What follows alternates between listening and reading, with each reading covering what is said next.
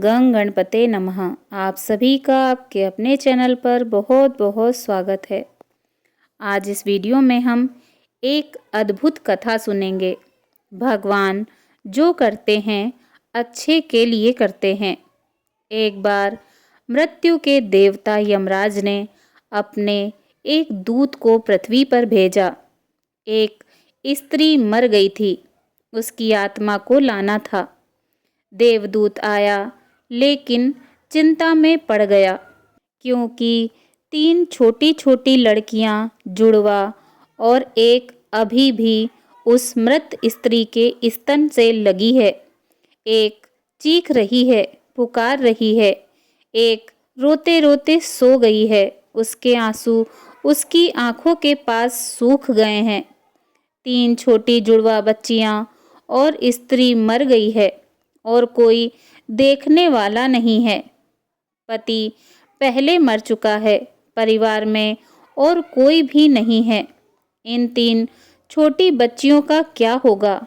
उस देवदूत ने यह विचार किया और खाली हाथ लौट गया। उसने जाकर अपने प्रधान को कहा कि मैं ना ला सका, मुझे क्षमा करें, लेकिन आपको स्थिति का पता ही नहीं है। उसकी 3 जुड़वा बच्चियां हैं, छोटी छोटी, दूध पीती। एक अभी भी मृत स्तन से लगी है, एक रोते रोते सो गई, दूसरी अभी चीख पुकार कर रही है। मेरा हृदय ला ना सका उसको। क्या यह नहीं हो सकता कि इस स्त्री को कुछ दिन और जीवन दे दिया जाए? कम से कम लड़कियां थोड़ी बड़ी हो जाएं और उन्हें कोई देखने वाला भी नहीं है। मृत्यु के देवता ने कहा, तू तो फिर बहुत समझदार हो गया। उससे भी ज़्यादा जिसकी मर्जी से मौत होती है, जिसकी मर्जी से जीवन होता है, यह तो तूने पाप कर दिया और इसकी तुझे सज़ा जरूर मिलेगी। और सज़ा यह है कि तुझे पृथ्वी पर जाना पड़ेगा और जब तक तू 3 बार हंस न लेगा अपनी मूर्खता पर, तब तक वापस नहीं आ सकेगा।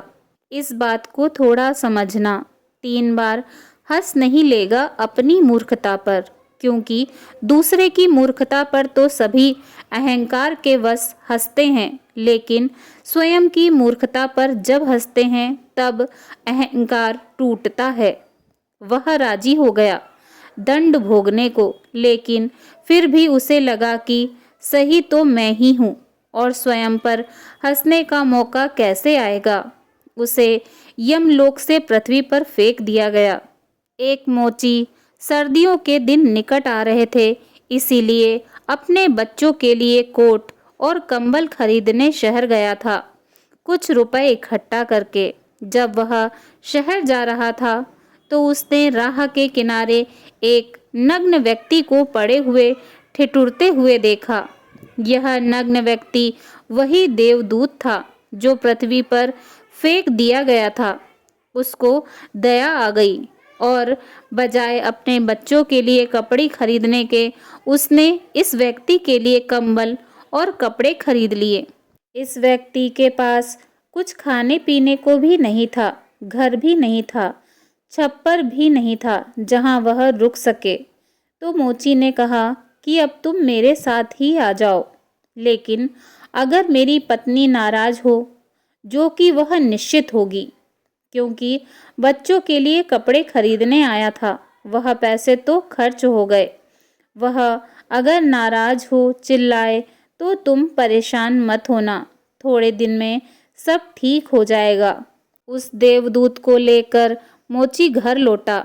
न तो मोची को पता है कि देवदूत घर में आ रहा है, ना पत्नी को पता है। जैसे ही देवदूत को लेकर मोची घर में पहुंचा, पत्नी एकदम पागल हो गई, बहुत नाराज हुई, बहुत चीखी चिल्लाई और देवदूत पहली बार हंसा। मोची ने उससे कहा, हंसते हो, क्या बात है? उसने कहा, मैं जब 3 बार हंस लूँगा तब बता दूंगा।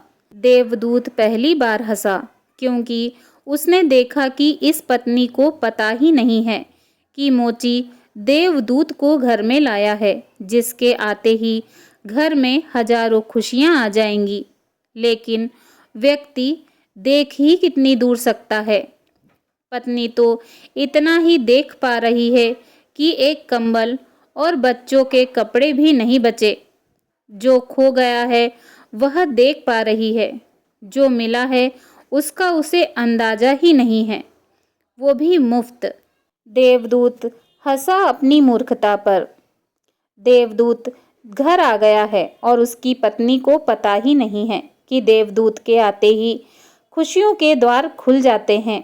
देवदूत ने जल्द ही 7 दिन के भीतर मोची का सब काम सीख लिया और उसके जूते इतने प्रसिद्ध हो गए कि मोची कुछ ही महीनों के भीतर धनी हो गया। आधा साल होते होते तो उसकी ख्याति सारे देश में पहुंच गई कि उस जैसा जूता बनाने वाला कोई भी नहीं, क्योंकि वह जूते देवदूत बनाता था। सम्राटों के जूते वहां बनने लगे। धन अपरंपार बरसने लगा। एक दिन सम्राट का व्यक्ति आया और उसने कहा कि यह चमड़ा बहुत कीमती है, आसानी से मिलता नहीं। कोई भूल चूक नहीं करना, जूते ठीक तरह से बनाना और ध्यान रखना कि जूते ही बनाने हैं, चप्पल नहीं, क्योंकि कमरे में जब कोई व्यक्ति मर जाता है तब उसको चप्पल पहनाकर मरघट तक ले जाते हैं। मोची ने भी देवदूत को कहा कि चप्पल मत बनाना, जूते बनाने हैं, स्पष्ट आज्ञा है और चमड़ा इतना ही है, अगर गड़बड़ हो गई तो हम मुसीबत में फंसेंगे। लेकिन फिर भी देवदूत ने चप्पल ही बनाए। जब मोची ने देखा कि चप्पल बने हैं तो वह क्रोध से आग बबूला हो गया। वह लकड़ी उठाकर उसको मारने को तैयार हो गया कि तू हमारी फांसी लगवा देगा, और तुझे बार बार कहा था कि चप्पल नहीं बनाने हैं, फिर भी चप्पल बनाए किस लिए? देवदूत फिर खिलखिलाकर हंसा। तब व्यक्ति सम्राट के यहाँ से भागा हुआ आया। उसने कहा, जूते मत बनाना, चप्पल बनाना है, क्योंकि सम्राट की मृत्यु हो गई है। भविष्य अज्ञात है, सिवाय उसके और किसी को ज्ञात नहीं, और व्यक्ति तो अतीत के आधार पर निर्णय लेता है। सम्राट जिंदा था तो जूते चाहिए थे, मगर मर गया तो चप्पल चाहिए।